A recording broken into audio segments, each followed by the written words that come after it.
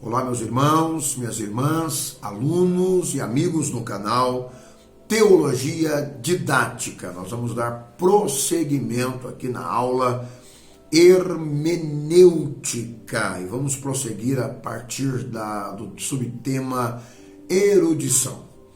A hermenêutica não ignora a erudição e crítica dos eruditos do século XIX. Porém, aponta para uma tarefa idêntica, uma mensagem a ser comunicada que é mais importante do que o manuseio crítico de um texto qualquer. A erudição, quando muito, leva-nos somente a limitar a interpretação. A partir desse ponto, o espírito que fala através da linguagem deve receber a permissão de levar-nos às profundezas maiores. A mensagem pode ficar aprisionada em um texto e precisa ser libertada. A tarefa da hermenêutica é a pregação, liberação. Uma vez liberada, a mensagem pode nos transformar. Dentro dessa interpretação, encontramos o casamento entre a interpretação e o dogma. O dogma torna-se uma mensagem viva e transforma, não se limitando a ser apenas uma crença. A erudição histórica, pois torna-se uma serva da hermenêutica e não a própria substância da mesma.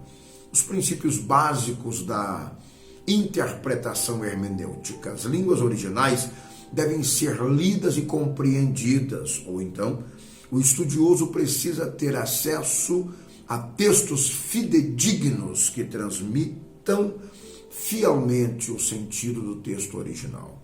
O hermeneuta estudioso também deverá consultar não apenas uma, mas muito mais traduções, para então julgar os seus métodos comparativos.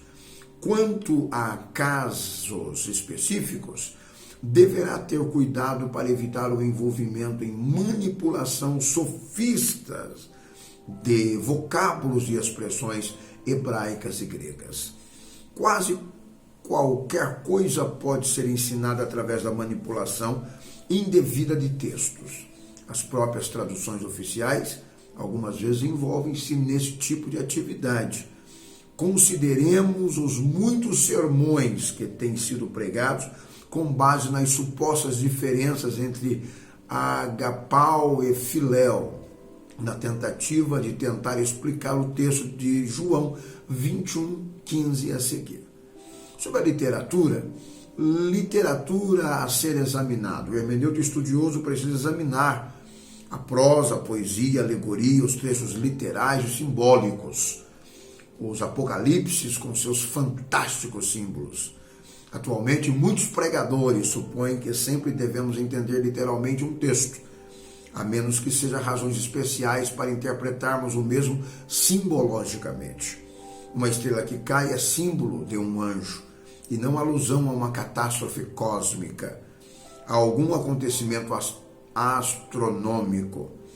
As pragas de insetos e animais grotescos não apontam para pragas incomuns. Antes, falam sobre as atividades demoníacas. Se quisermos compreender o Apocalipse de João em nosso Novo Testamento, teremos de familiarizarmos-nos com os livros pseudopígrafos, onde símbolos se assemelham muito com o Apocalipse. O fundo histórico. Precisamos entender um livro dentro do contexto histórico no qual foi escrito. Quando o Apocalipse fala de Roma, indica Roma no tempo do paganismo e não a Igreja Católica Apostólica Romana nos dias atuais. E nem nos nossos protestantes cismáticos ou carismáticos. Infelizmente, o livro do Apocalipse tem servido de campo de batalha em denominações cristãs, sem a devida interpretação hermenêutica exata. Entretanto, João estava atacando Roma dos seus tempos, dos seus dias. É um erro tentar modernizar o que os profetas disseram. Isso não significa que eles não falaram coisas do fim da nossa dispensação, mas significa que muitas suas predições diziam respeito à sua própria época em um curto prazo de tempo e não a um longo tempo. No tocante ao fundo histórico, precisamos ter o conhecimento funcional da história narrada na Bíblia, bem como as histórias dos povos envolvidos no relato bíblico. Em caso contrário, não seremos capazes de determinar os significados dos textos. A antiguidade, o autor sagrado falou sobre a raça adâmica, mas não sabia acerca da imensa expansão da história astronômica e geológica da humanidade que antecede a história recente da raça adâmica. É impossível extrair do livro de Gênesis alguma declaração dogmática sobre a idade da Terra. Além disso, devemos entender que ele se referiu a um certo aspecto da história antiga e não à totalidade da história, que está predita nas brumas do tempo. O autor sagrado falou sobre o dilúvio, porém, não tinha consciência do fato de que já tinham ocorrido outras catástrofes universais de dilúvios semelhantes. Heródoto nos diz que os egípcios sabiam que tinham havido mais do que um dilúvio, chamando os gregos de criança, porque só sabiam de um desses dilúvios. Não deveríamos fazer com que registros parciais da história tomem o lugar da história total. A ciência e outras referências literárias podem aumentar o nosso conhecimento sobre essas coisas. Abraão e Sara. Quando lemos sobre Abraão, precisamos compreender os costumes matriarcais da época, como também costumes sobre heranças, leis pré-mosaicas e as crenças. Muitas passagens da Bíblia ainda estão obscuras para nós, serão reveladas dentro da vontade do Espírito Santo através dos séculos. Quando Abraão mentiu, dizendo que Sara era sua irmã, pensamos que ele cometeu um grande mal. No entanto, a verdade é que ele disse a verdade. Naqueles tempos, chefes tribais, como reis, podiam fazer o que bem entendessem com as mulheres que passassem por seus territórios, fossem elas solteiras ou casadas. Facilmente, Sara poderia ter se tornado parte do harém, que é o lugar onde moravam as mulheres do sultão. Ninguém pode dizer que Abraão estava disposto a sacrificar a virtude de Sara para salvar a sua própria pele. Talvez somente assim estivessem salvando a vida dela também. Apesar disso, parecer revoltante para a moderna mentalidade evangélica, essa era uma dura realidade nos dias de Abraão, e era tudo que ele deveria fazer, não tinha uma outra escolha. Sobre os deuses falsos. O povo antigo vivia limitado por uma geografia local, pelo clima em que viviam e pela fertilidade das terras em que ocupavam. O temor da fome, entre outras coisas, produziu a adoração às forças da natureza, sacrifícios de crianças a certos deuses, cujos fatores buscavam, além de outras coisas, desse gênero. Para os cananeus, Baal, o deus da chuva, que cuidaria das terras e tornaria a terra fértil. Os poderes dos relâmpagos e dos trovões, além de outras forças naturais, não eram entendidos. Esses poderes eram atribuídos a seres divinos, bons ou maus.